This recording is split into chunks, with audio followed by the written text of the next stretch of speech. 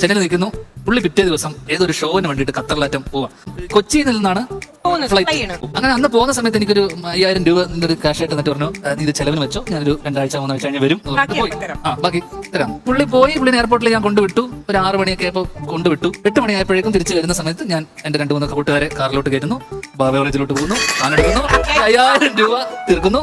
വണ്ടി അവിടെ എത്തുന്നു. ഒരു 10 മണിയായി, 11 മണി, 12 മണി. ഞങ്ങളിങ്ങനെ ആ ഒരു ഇതിലങ്ങടെ നിൽക്കുന്ന സമയത്ത് ഒരു ബെല്ലടി, കോളിംഗ് ബെൽ.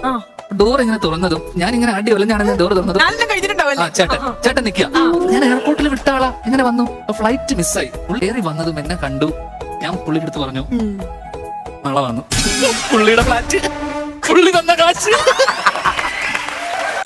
പുള്ളി ഡോർ തള്ളി ഇത് തുറന്നു, ഇതാക്കി തട്ടി. പിന്നെ എനിക്കൊന്നും ഓർമ്മയില്ല.